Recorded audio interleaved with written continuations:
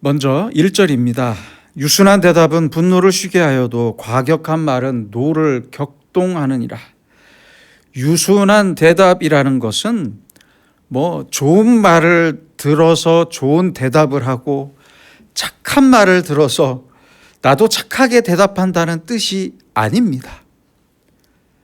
그런 뜻이 아니라 과격한 말을 듣거나 분노에 찬 말을 듣거나 기분 나쁘고 자존심 상하는 말을 들었더라도 그 대답은 반드시 유순해야 한다는 뜻입니다. 유순한 대답, 이것은 아주 중요한 것입니다. 요즘의 말로는 EQ를 생각해 볼 수 있습니다. EQ는 감성 지수 혹은 감성적 지능 지수라고 합니다. 이것은 이렇게 평가됩니다. 첫째는 감지 능력입니다. 얼마나 잘 느낄 수 있느냐는 것입니다. 생각해 보세요. 눈이 좋은 사람은 많이 보고 또 잘 보고 삽니다. 그러나 저처럼 눈이 좋지 않은 사람은 본인은 잘 모르지만 다 못 보고 삽니다. 그렇지 않습니까? 눈이 좋으면 아주 멀리 있는 것까지 다 보고 감상할 수 있어요. 시야가 넓습니다. 이렇게 다 잘 보고 즐기면서 사는 사람이 있는가 하면 눈이 좋지 않아서 보이는 게 많지 않고 답답한 사람들도 있습니다. 운전할 때도 왜 그런 말을 하죠? 처음에 운전하면 운전 초보자들은 시야가 좁다 이런 말을 하죠. 그리고 운전에 익숙해지면 시야가 넓어진다 그런 말을 합니다. 예전에 제가 TV 방송에서 보니까 각종 센서를 달고 초보 운전자와 10년이 넘은 운전자 둘의 시야를 비교했습니다. 초보 운전자는 자기 차선밖에 못 봐요. 별로 보는 게 없어요. 시야가 그만큼 좁습니다. 아주 좁아요. 그런데 운전 경력이 오래된 사람은 넓게 보고 멀리 봅니다. 뒤까지 아주 잘 보면서 운전합니다. 그만큼 그는 넓은 시야를 가졌습니다. 즉, 좋은 감지 능력을 가졌습니다. 그와 같이 우리가 얼마나 폭넓게 잘 느낄 수 있느냐 하는 것입니다. 아니, 사람이 꽃을 보고도 아무 느낌이 없어요. 파란 하늘을 보면서도 아무 느낌이 없대요. 이런 사람은 감성 지수가 아주 낮은 사람이지만 많이 감지하는 사람은 감성 지수가 높은 사람입니다. 그런데 보고 들어도 별로 느끼는 게 없어요. 무덤덤해요. 왜 이런 말도 있죠? 꽂아 놓은 보리자루라고. 꼭 그런 사람들이 있어요. 이 사람은 아무 느낌도 없고 둔해요. 이런 사람은 감성 지수가 낮은 겁니다. 둘째는 반응하는 능력을 말합니다. 어떻게 반응하냐는 거죠. 좋은 말을 듣고 좋게 대답합니다. 이런 건 누구나 할 수 있습니다. 그렇죠? 그런데 나쁜 말을 들어도 좋게 대답합니다. 이 사람은 반응 능력이 아주 넉넉하기 때문입니다. 오늘 내게 기쁜 일이 있어요. 아주 기분 좋은 일이 있어요. 그래서 내 마음이 기쁨으로 충만해요. 그러면 오늘 좀 좋지 않은 말을 들어도 아무렇지 않습니다. 그 정도는 상관이 없어요. 그런데 내 몸도 아프고 마음이 약해지고 울적하고 우울증 직전이에요. 그럴 때는 남이 조금만 건드려도 폭발합니다. 화낼 일도 아닌데, 화를 낼 일도 아닌데 벌컥 화부터 냅니다. 그만큼 내가 지금 약하다는 것을 의미하는 것입니다. 그 사건이 뭐냐가 중요한 게 아니에요. 내 자신의 감성이 병들어 있다는 것을 말하는 것입니다. 지나치게 민감해요. 우리 몸도 그렇습니다. 면역력이 좋을 때는 찬 걸 먹어도 그만, 더운 걸 먹어도 그만, 매운 걸 먹어도 괜찮고, 추워도 괜찮고, 더워도 괜찮습니다. 상관없습니다. 그러나 면역력이 약해지면 더운 걸 먹든지 찬 걸 먹든지 속이 안 좋아요. 그렇잖아요. 조금만 추워도 콜록콜록대고 벌써 감기에 걸리고, 조금만 더워도 꼼짝을 못합니다. 그만큼 내가 약한 거예요. 밖으로부터 오는 자극에 대해서 약한 사람입니다. 그래서 항상 넉넉한 마음일 때만 나만이 아는 기쁨, 나만이 아는 행복으로 살 수 있습니다. 다른 사람이 알아주던 말던 상관하지 않아요. 그럴 필요 없잖아요. 내 마음은 기쁨으로 가득해서 넉넉합니다. 구름 위를 걷는 것처럼 다 좋아요. 보는 사람마다 예쁘고 모든 소리가 좋아요. 누가 내게 잠깐 실수를 했더라도 그럴 수 있죠. 웃으면서 넘기고 이해할 수 있어요. 바로 이런 사람이 유순한 대답을 할 수 있는 것입니다. 놀랄 것도 없고 민감할 필요도 없어요. 신경질적으로 반응할 필요가 없어요. 그럴 필요가 없습니다. 대개 보면 EQ가 낮은 사람들이 항상 하는 말이 있어요. 큰일 났습니다. 큰일 났습니다. 이거 어떻게 하면 좋습니까? 항상 큰일이 났대요. 만날 때마다 큰일 났대요.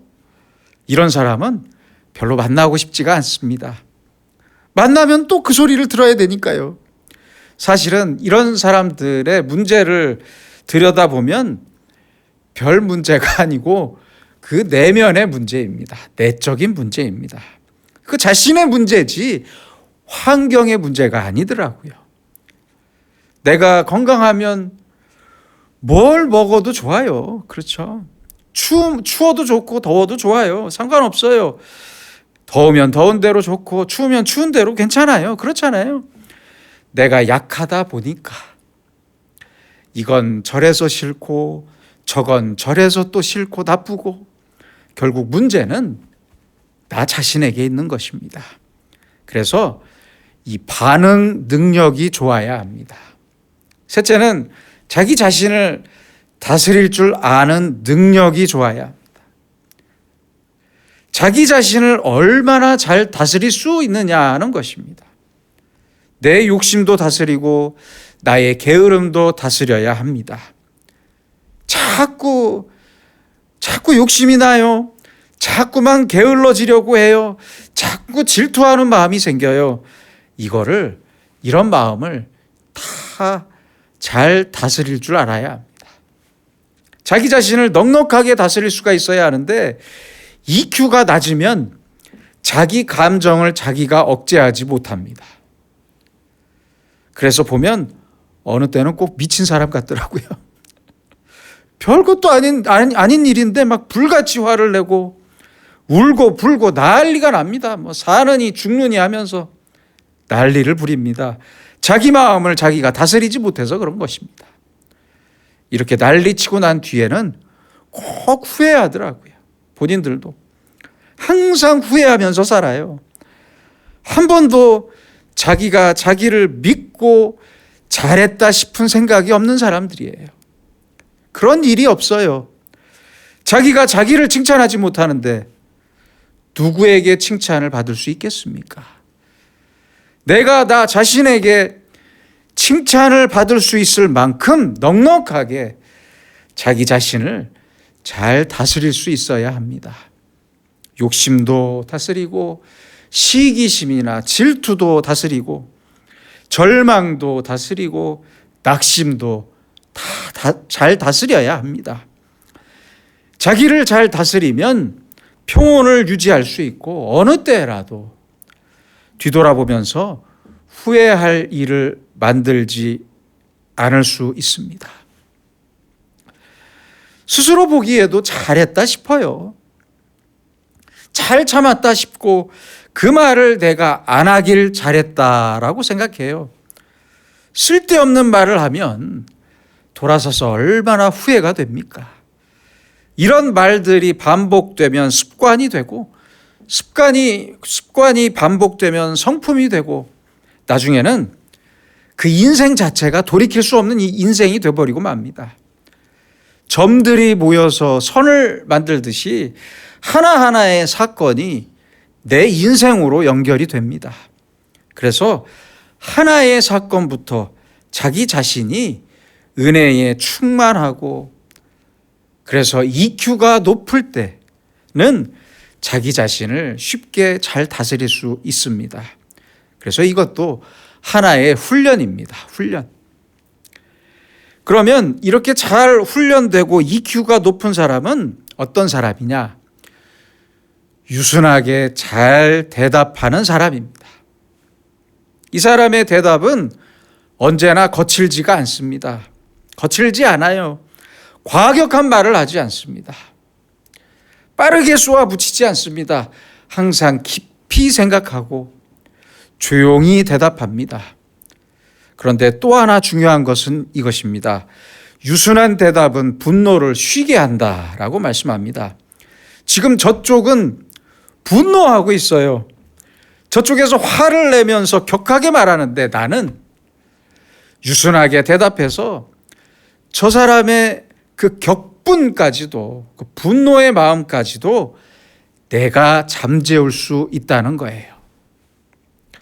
내가 지금 너무 화가 났더라도 유순하게 대답하는 사람을 만나면 내 화가 사라진다는 말씀이에요. 내가 분노해서 사람을 만났는데 말하는 중에 내 분노가 사라지게 하는 그 사람이 좋은 사람입니다. 그래서 내가 분노하고 격한 말을 해도 상대방의 유순한 대답으로 인해서 내 분노가 다 사라진다는 말씀입니다. 그러니까 유순한 대답은 분노를 쉬게 한다. 참 귀한 말씀입니다. 아무리 화가 나도 웃는 얼굴에 어떻게 침을 뱉겠습니까? 어떤 사람이 자신의 EQ가 높아서 상대방의 분노를 웃으면서 잘 받아줍니다. 받아주면서 잘 다독거려 줍니다. 그러면 그 사람의 분노가 반드시 사라지게 돼 있습니다. 미국의 라파예트 대학교 웬디 힐 교수와 연구팀은 아주 재미있는 연구 결과를 발표했습니다. 키스가 스트레스를 받을 때 분비되는 코르티솔의 호르몬 수치를 낮추고 옥시토신의 수치를 높인다라고 발표했습니다. 더불어 15분 정도 손을 잡는 것도 코르티솔 호르몬의 수치를 감소시킨다고 합니다. 예전에 KBS에서 방영하는 스펀지라는 프로그램에서 이 말이 사실인지 아닌지 실험을 했습니다. 아내와 여자친구가 있는 남자들을 시켜서 일부러 아내나 여자친구에게 약속 장소로 오는 길을 잘못 가르쳐줘서 30분을 헤매게 한다든지 여자친구를 약속 장소에서 40분 이상 기다리게 한다든지 해서 화를 내게 만들었습니다. 잔뜩 화가 난 여성에게 이 남자가 가서 뽀뽀를 하게 했어요. 결과가 어떻게 됐을 것 같습니까? 화났던 모든 여성들이 얼굴 표정부터 변하면서 화를 풀었습니다. 놀랍지 않습니까? 남편이나 아내와 뽀뽀를 많이 하시기 바랍니다. 그러므로 유순한 대답은 분노를 쉬게 한다. 이 말씀이 얼마나 귀한 말씀입니까? 화가 나서 펄펄 뛰는 사람을 여러분이 만나서 좋은 말로 그 분노를 없애본 적이 있습니까? 그 사람이 그리스도인입니다.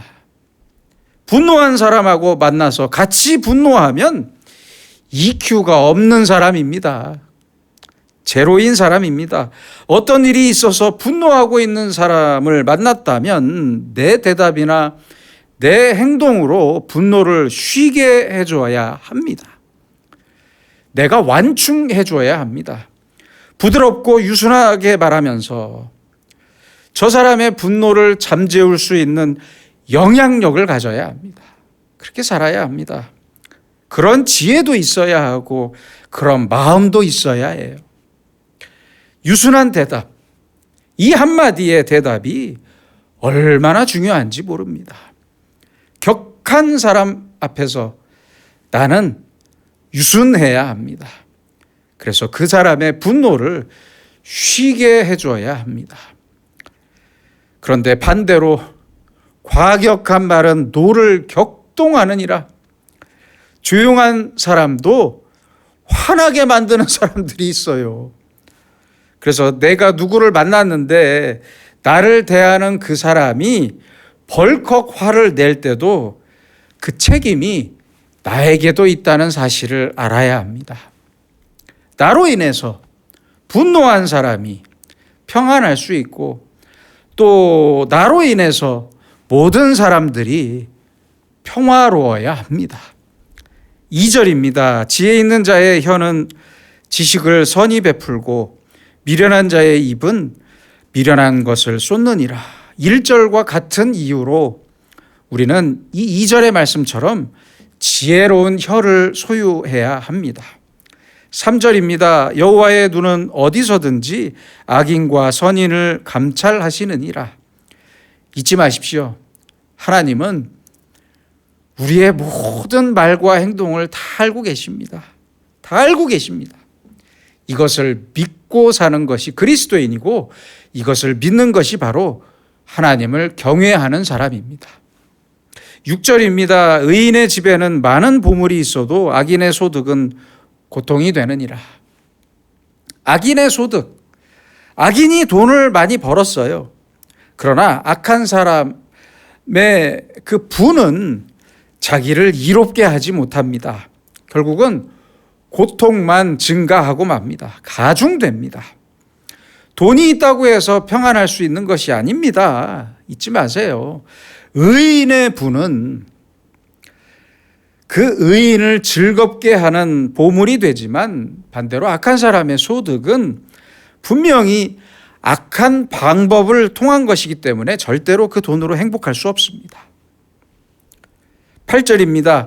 악인의 제사는 여호와께서 미워하셔도 정직한 자의 기도는 그가 기뻐하시느니라. 이사야서 1장 12절로 13절에 이런 말씀이 있습니다. 너희가 내 앞에 보이러 오니 이것을 누가 너희에게 요구하였느냐? 내 마당만 밟을 뿐이니라. 성회와 아울러 악을 행하는 것을 내가 견디지 못하겠노라. 성회로 모이면서 제사를 드리면서 하나님께 제사를 드리면서 아니 어떻게 악을 행할 수 있느냐 하는 말씀입니다. 그런 너희들은 내 마당만 밟을 뿐이다 하는 무서운 말씀입니다. 계속해서 악을 행하면서 제사를 드린다는 말씀이죠. 대개 이런 사람들이 오히려 제사를 더 많이 자주 드린다고 합니다. 왜요? 보상 심리가 있어서 그래요. 제사를 많이 드리면 내 죄가 더 깨끗하게 없어질 것으로 생각합니다. 그래서 많은 제사를 계속 드리는데 하나님께서는 이것을 역겨워한다는 것을 꼭 잊지 말고 살아야 합니다. 그러므로 악인의 제사는 여호와께서 미워하신다. 얼마나 실제적인 말씀인지 몰라요. 제사라고 해서 하나님께서 다 기뻐하시는 게 아니라니까요. 아니에요. 악인의 제사는 역겨워하십니다. 잊지 마십시오. 또 정직한 자의 기도, 그 기도를 하나님께서 기뻐하십니다.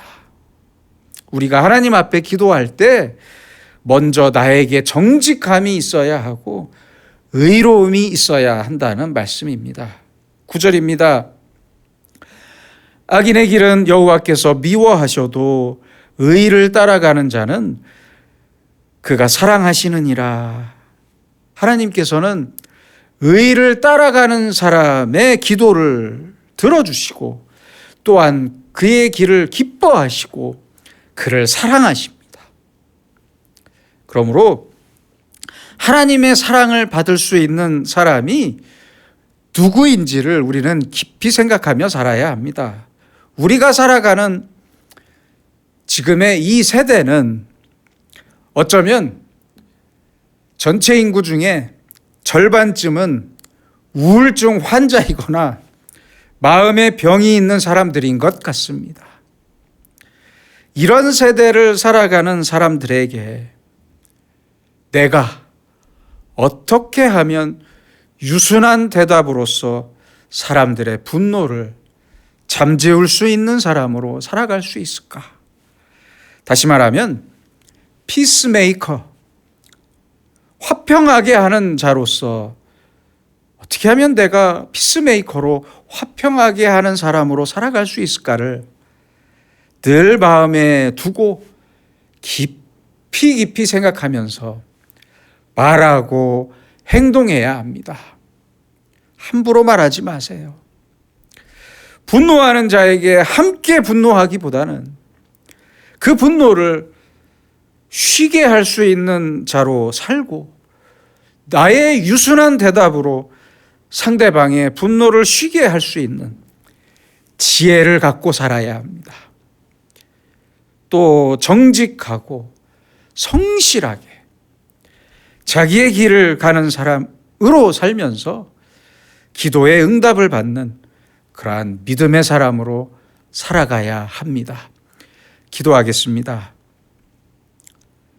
거룩하신 아버지 하나님, 나는 지금까지 다른 사람들의 분노를 쉬게 했는지, 다른 사람들과 화평을 이루며 살았는지 조용히 돌아보며 반성합니다. 간절히 바라오니 우리에게 온순한 혀를 허락해 주시고 주님의 지혜를 내려주셔서 나로 인해 사람들이 평안을 소유할 수 있게 하시고 나로 인해 사람들이 주님의 평강을 얻게 하여 주시옵소서.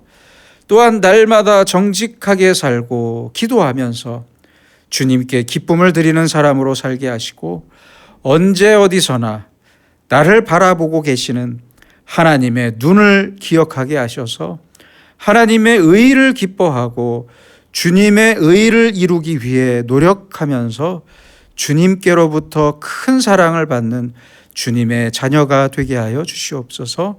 예수님의 이름으로 기도드립니다. 아멘.